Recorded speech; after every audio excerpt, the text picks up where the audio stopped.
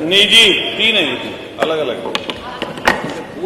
निजी विश्वविद्यालय जिनके संशोधन है मान्यवर 2024 इस सदन की एक प्रवर समिति के सुपुर्द कर दिया जाए, जो अपना प्रतिवेदन 1 महीने के अंदर प्रस्तुत करे। मान्यवर, माननीय मुख्यमंत्री जी मौजूद हैं। कई जगह राज्य विश्वविद्यालय की स्थापना हुई है, जिसमें हमारे सहारनपुर भी मुख्य है, अलीगढ़ है, आजमगढ़ है और 5 विश्वविद्यालय नए बने राज्य स्तर के। लेकिन जब निजी विश्वविद्यालय की मान्यवर बात आती है तो हम देखते हैं इससे पहले जो निजी विश्वविद्यालय बने हैं, ग्रेड की माननीय मंत्री जी ने बात की। आप अपने किसी भी एक निजी विश्वविद्यालय के ग्रेड के बारे में क्यों नहीं बताते और उसके बारे में क्यों जानकारी नहीं देते कि वो कैसी शिक्षा दे रहे हैं, कैसे लोगों तक वो शिक्षा का माध्यम किस तरीके से बेहतर बन रहा है। जब आप सरकारी विश्वविद्यालय की बात करते हैं और फिर निजी की बात करते हैं तो मान्यवर हर चीज में धरती और आसमान का अंतर है। हमारे यहां जो प्रदेश 25 करोड़ की आबादी का मान्यवर प्रदेश है, इसमें अधिकतर लोग ऐसे लोग हैं जितने सदन में बैठे हुए भी होंगे, जो अब से 15 साल, 20 साल, 25 साल पहले शिक्षा पाए होंगे, चाहे प्राइमरी एजुकेशन में रहे हों, चाहे माध्यमिक में रहे हों और चाहे महाविद्यालय में उन्होंने शिक्षा ग्रहण की हो, या कुछ लोग उसमें से यूनिवर्सिटियों में, सरकारी यूनिवर्सिटियों में पहुंचे हों। इनमें पढ़ने वाले जो लोग थे वो बहुत कम पैसे में उनकी शिक्षा हो जाती थी। लेकिन आज के समय में मान्यवर जिस तरीके से निजी विश्वविद्यालयों की बाढ़ सी आ रही है, चलते चले जा रहे हैं, इसका सबसे बड़ा नुकसान अगर किसी को होना है, सबसे ज्यादा नुकसान किसी को हो रहा है, तो इसका नुकसान किसान के बच्चे, मजदूर परिवार के बच्चे को हो रहा है। आप किसी भी जगह जाकर देखेंगे, जब एक तरफ आप इनकम टैक्स वसूल रहे हैं, कहीं पर रोड टैक्स वसूल रहे हैं, कहीं पर जीएसटी के रूप में लोगों से पैसा ले रहे हैं, और वहीं पर वही लोग जब शिक्षा का बेहतर माध्यम नहीं मिल पा रहा और बेहतर जगह नहीं मिल पा रही, तो आप निजी विश्वविद्यालयों को बढ़ावा इसलिए नहीं दे रहे।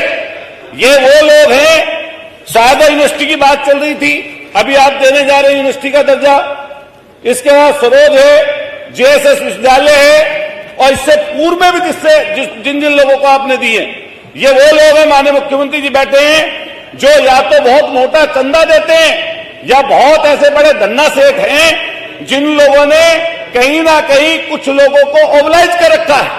नहीं तो ऐसी व्यवस्था आप नहीं लेकर आते। आप खुद बताइए इस चीज को। जब आपसे पूछा जाए कि भाई न्यू एजुकेशन पॉलिसी आई, इस न्यू एजुकेशन पॉलिसी में आपने कहा कि 2020-21 में। नमस्कार, आप सभी जितने भी शिक्षा मित्र साथी हैं, आप सभी को लेकर एक बड़ी खबर आ रही है। जैसा कि आप सभी को पता ही होगा कि आप सभी के मानदेय वृद्धि को लेकर, आप सभी के समायोजन को लेकर कितने सारे प्रयास किए गए हैं। हर तरफ से आप सभी का मुद्दा उठाया जा रहा है। हर कोई आप चाहता है कि आपका समायोजन किया जाए, इसलिए हर तरफ से आप सभी के मुद्दे को उठाने की कोशिश की जा रही है। आप सभी के समायोजन को लेकर सरकार से सवाल भी किए जा रहे हैं। फिलहाल आप इस वीडियो को देखिए। ये वीडियो आप सभी के लिए काफी महत्वपूर्ण होने वाली है। और 2020-21 में आपने इसको लागू कर दिया, सेमेस्टर सिस्टम चल गया। ये सेमेस्टर सिस्टम जो आप लेकर आए, ये आपके क्या नाम सरकारी यूनिवर्सिटियों में भी है, प्राइवेट यूनिवर्सिटी में भी है। लेकिन इसके हिसाब से जो आप स्किल्ड की बात कर रहे हैं कि स्किल एजुकेशन हम दे रहे हैं, उसके हिसाब से आप लोगों ने ना तो कोई फंड दिया आज तक, ना कोई इस तरह का इंफ्रास्ट्रक्चर तैयार हुआ है कि स्किल्ड एजुकेशन मिल पाए। और अगर ये बच्चे डिग्री ले भी लें, कहीं किसी को 1 साल का डिप्लोमा मिल जाए माननीय मुख्यमंत्री जी, किसी को 2 साल का डिप्लोमा मिल जाए, या किसी को डिग्री मिल जाए, इसके बाद में आप कहीं नौकरी के लिए अगर जाते हैं, इस डिप्लोमा को लेकर अगर जाएंगे, तो आप पक्का माननीय मुख्यमंत्री जी ये मानिए कि उसको नौकरी तो उसके नाम पर मिलेगी नहीं। मिलेगी क्यों नहीं? क्योंकि आज भी अधिकतर जितनी परीक्षाएं हैं वो या तो 10th क्लास से संबंधित है, या 12th क्लास उनमें लिखा हुआ आता है, या ग्रेजुएशन लिखा हुआ आता है। बहुत कम में ऐसा आता है कि कंप्यूटर की इसमें जरूरत है।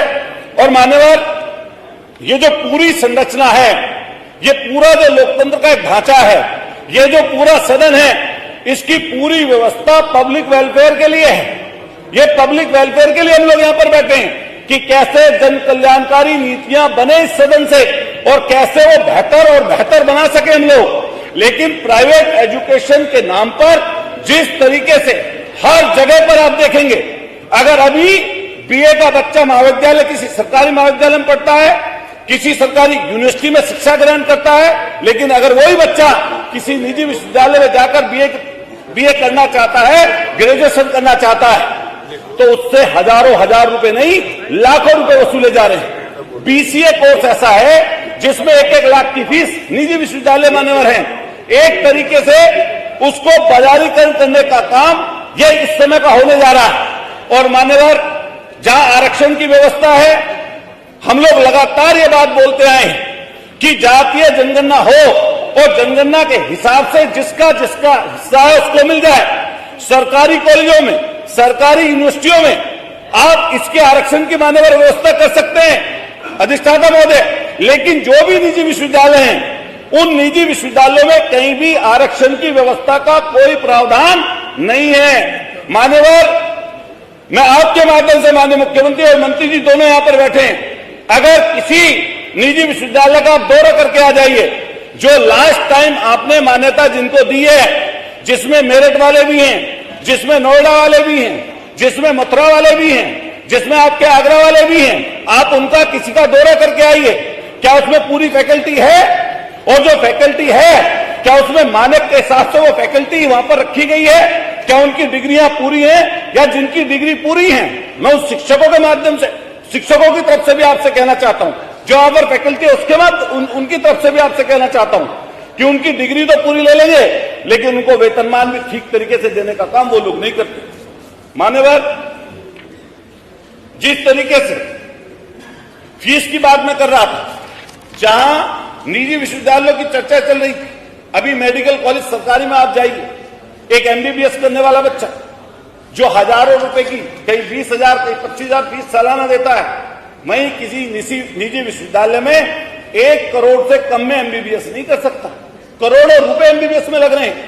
मान्यवर अधिष्ठाता महोदय, अभी एक बीएससी नर्सिंग कोर्स है, बीएससी नर्सिंग, जीएनएम, एएनएम, अगर बीएससी नर्सिंग के ही आप देखेंगे, जहां पर आपसे यहां से काउंसलिंग होकर बच्चे जा रहे हैं और काउंसलिंग होकर मान्यवर बच्चे पहुंच रहे हैं, 40,000 रुपए काउंसलिंग में जमा कर रहे हैं, और जब कॉलेज में पहुंचते हैं तो उनसे 1-1 लाख, 1.5 लाख, 2-2 लाख रुपए की रिश्वत लेने का काम, डोनेशन लेने का काम वो कॉलेज कर रहे हैं।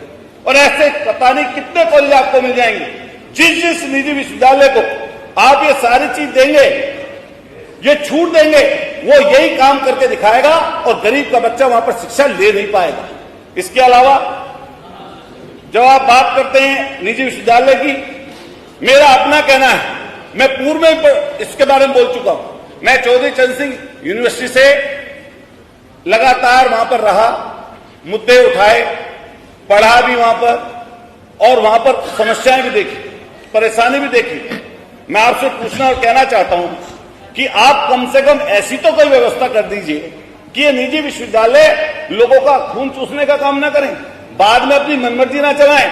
कम से कम माननीय मुख्यमंत्री जी बैठे हैं, एक कोर्स इसमें डाल दें कि एक रजिस्ट्रार या एक फाइनेंस कंट्रोलर आप अगर शासन के माध्यम से वहां पर चला जाए तो इन पर नियंत्रण आप थोड़ा मोड़ा कर सकते हैं, वरना इतनी बड़ी दूरी, इतनी बड़ी लकीर खिंच जाएगी लोगों के बीच में कि गरीब का बच्चा, कमजोर का बच्चा, किसान का बेटा वहां पर शिक्षा नहीं ले सकेगा।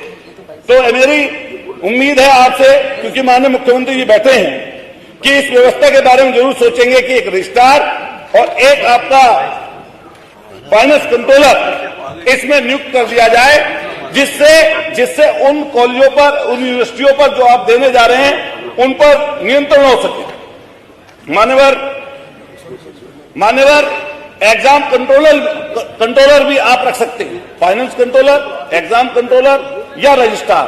अगर ये 3 पोस्ट भी आप सरकार की तरफ से नियुक्त कर देंगे किसी निजी विश्वविद्यालय में, तो वो सारी की सारी चीजें आपकी व्यवस्था को दुरुस्त कर सकता है। वरना इतनी बड़ी मनमानी है कि जिस सेमेस्टर के नाम पर, कहीं आपके सप्ली के नाम पर, कहीं रीबैक के नाम पर, कहीं आपके परीक्षा दोबारा कराने के नाम पर, कहीं अटेंडेंस के नाम पर और कहीं और तमाम चीजों के नाम पर बच्चों का लगातार ये प्राइवेट कॉलेज शोषण करते हैं, निजी विश्वविद्यालय शोषण करते हैं और इतनी भयंकर समस्या होती है। जितने जनप्रतिनिधि यहाँ पर मौजूद हैं, अगर कोई व्यक्ति किसी निजी कॉलेज में परेशानी लेकर आए हुए छात्रों की समस्याओं को किसी मालिकांश के सामने रखने का काम करता है तो उसका साफ स्पष्ट कहना है कि हमारा अपना खुद का निजी विश्वविद्यालय है, जिस मर्जी से चाहेंगे उस मर्जी से चलाएंगे। ये ऐसी व्यवस्था आज के समय में हो रही है। मैं अपने मेरठ का बता दूं, जिस तरीके से आपके इलाहाबाद है, प्रयागराज है, एजुकेशन है, हमारी पूरी वेस्ट यूपी में मेरठ आपका ऐसा हब है जिसमें निजी विश्वविद्यालयों की एक तरीके से बाढ़ सी आ गई। हम लगातार देखते हैं और यहाँ तक कि अब ऐसे मामले कितने आते हैं कि आत्महत्याएं कर रहे हैं बच्चे सिर्फ इसी फ्रस्ट्रेशन में, इसी दिक्कत परेशानी में कि निजी विश्वविद्यालय में दाखिला ले लिया। उनके घर और परिवारों के जो लोग थे उन्होंने लोन निकाल कर, कर्जा लेकर किसी तरीके से उस बच्चे को दाखिला दिलवा दिया। दाखिला लेने के बाद में इतना शोषण उस निजी विश्वविद्यालय ने या निजी कॉलेज ने कर दिया कि जिसके बाद उस बच्चे के पास दूसरा मौका नहीं बचता, दूसरी चीज नहीं बचती, वो सुसाइड तक कर ले रहा है, आत्महत्या तक कर ले रहा है। इसलिए मैं आपके माध्यम से, माननीय मुख्यमंत्री जी बैठे हैं, आपसे मैं रिक्वेस्ट करता हूं, प्रार्थना करता हूं कि इस निजीकरण को, बढ़ावे को रोकते हुए एक लास्ट बात कहते हुए कि किसी भी व्यापारी का काम, पहला काम सिर्फ और सिर्फ मुनाफा कमाने का है। कोई व्यापारी अगर 10 रुपए लगाएगा तो सोचेगा कि मैं इसके 12 कैसे कर लूं, 15 कैसे कर लूं। लेकिन हम और आप जो यहां पर बैठे हुए हैं, ये व्यवस्था उन लोगों के लिए है जो वंचित हैं, शोषित हैं, पीड़ित हैं, कमजोर हैं, जो आखिरी पंक्ति के आखिरी व्यक्ति है, उस तक सहूलत पहुंचाने का काम हमारी और आपकी जिम्मेदारी है।